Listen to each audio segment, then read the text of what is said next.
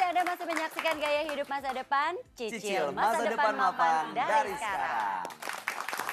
Kita tahu banget ya, apa yang lagi kita bahas hari ini memang bikin, aduh sebenarnya boleh nggak usah dibahas aja, Duh, ya gak kan? bisa, Nji. Tapi ya balik lagi, ini kan bisa terjadi kapan aja ya Pak, dan pada siapa aja. Kadang-kadang usaha yang lagi kuat-kuatnya, nih lagi bagus-bagusnya, karena emang situasi ekonomi yang lagi nggak bagus kan bisa kena badai ini juga. Atau mungkin sekarang ada juga penonton yang udah ngalamin kayak gitu. Betul.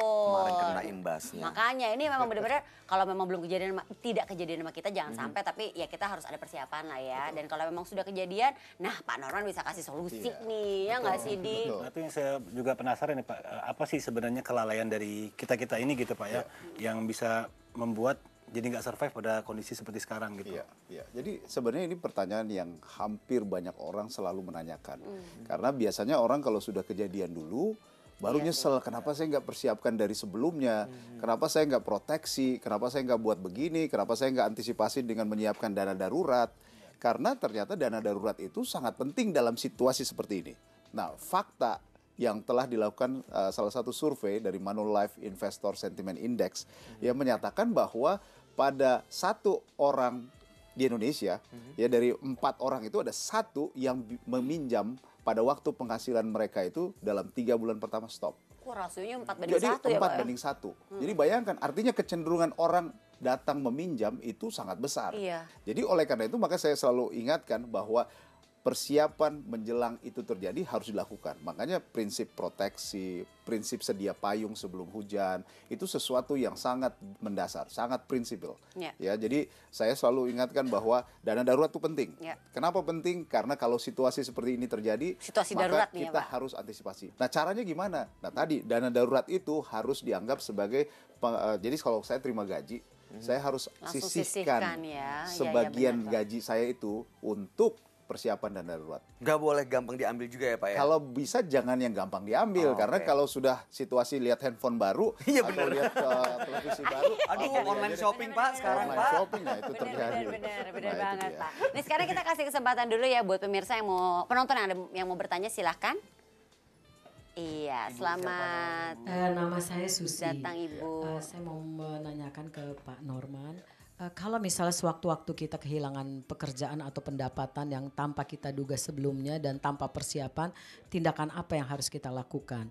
Kalau kita punya pesangon, bagaimana cara mengelolanya dengan baik? Kalau kita nggak punya pesangon, bagaimana? Nah itu pertanyaan saya. Terima kasih Bu Susi. Kayaknya kalau dengan hadirnya pesangon agak tertolong ya Pak ya. Cuman kan nggak semua menyediakan dan memberikan pesangon kan Tapi Pak. pesangon juga harus dikelola dengan bener loh Nji. Betul. Iya. Kan? Pesangon itu ingat bukan masuk dalam dana hura-hura ya. Bukan, ada pesangon liburan. Jangan gitu ya. Jadi memang pertanyaannya sangat-sangat bagus sekali. Karena ini biasa terjadi di tengah-tengah masyarakat kita. Pada waktu di PHK, maka bingung kita, panik.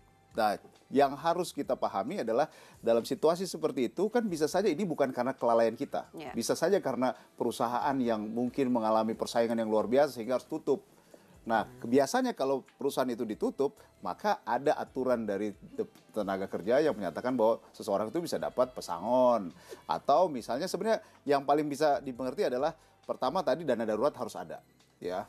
Yang kedua harus dipahami juga bahwa kalau seorang bekerja itu ada yang namanya suatu kewajiban dia harus menyisihkan jaminan hari tua JHT dari BPJS.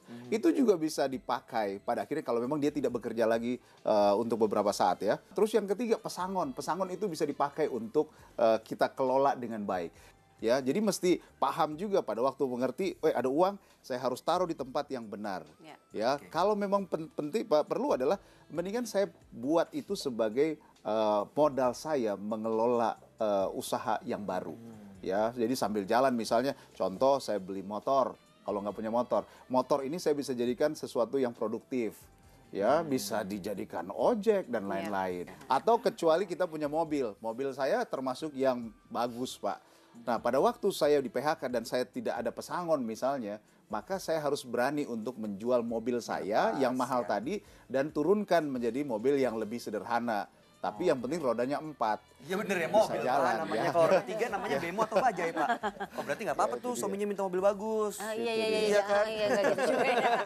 Pak, ini kalau misalnya ada yang mengalami sudah kehilangan pekerjaan, kehilangan pendapatan gitu ya Pak ya. Nah bagaimana cara memenuhi kebutuhan sehari-harinya? Apa dari dana darurat yang tadi menggunakan pesangon? Kalau ada, kalau enggak gimana Pak? Ini langkah pertamanya kali ya setelah Iya, tidak ada pekerjaan jadi ya. memang pada waktu tidak ada pekerjaan, sekali lagi selalu diingatkan bahwa jangan panik. Karena biasanya kalau panik, kita mengambil tindakan yang bisa salah. Betul. Ya, tapi hadapi itu dengan tegar.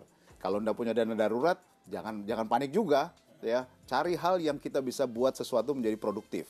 Ya, kalau saya punya keahlian, belajar untuk meningkatkan itu menjadi satu cara yang baik. Sekarang ini banyak yang namanya internet marketing kan. Ya. Nah, kira-kira kalau misalnya ini Pak tidak ada persiapan, apakah sebenarnya sah tuh kalau misalnya kita berhutang atau meminjam gitu Pak? Iya, jadi ini alternatif. Buat modal usaha paling nggak Iya, ya. jadi sebenarnya untuk berhutang kalau orang tidak punya usaha, apalagi dalam satu sisi biasanya kalau kita berhutang ke lembaga keuangan misalnya seperti perbankan, mereka sebenarnya melihat Anda punya keahlian apa. Dilihat modal usaha yang mau dikasih ini benar bisa jalan atau enggak. Kecuali kalau kita masih bekerja. Kalau kita masih bekerja bisa dapat misalnya kredit tanpa agunan. Oh karena apa? Jaminannya oh karena dia bekerja. Ya jadi kalau mau pinjam cari bunga yang paling murah, paling rendah dan itu jangan dipakai untuk sesuatu yang konsumtif. Oh bukan untuk kebutuhan sehari-hari Jangan juga, untuk yang Pak? konsumtif. Oh, oke. Kalau perlu jangan pinjam untuk beli makan atau beli kebutuhan sehari-hari dalam arti bayar rumah, bayar Iya. ini. Karena Lebih untuk itu usaha ya, nggak Pak, ya? produktif. Ya. Kalau untuk usaha boleh ya Pak Kalau ya? untuk usaha lebih baik. Oke. Itu lebih baik. Ya, Jadi baik. itu Cari poin bunga yang pertama. rendah ya Pak? Betul. Oke, baik. Ini menarik sekali obrolan kita dan masih akan kita lanjutkan lagi. Jadi kalau Anda masih penasaran, terus nanti saya gimana dong? Nah, tahan dulu, sabar ya. Kita akan kembali lagi tentunya masih di Gaya Hidup Masa Depan. Cicil masa depan mapan dari sekarang. Kalau saya mau kebutuhan saya untuk jangka panjang, maka saya beli produk asuransi. Tapi kalau untuk jangka pendek, jangan taruh di produk asuransi. Ya. Karena ada banyak orang beli, oh saya mau unit link, tapi tahun depan saya mau cairkan. Ya salah. Iya.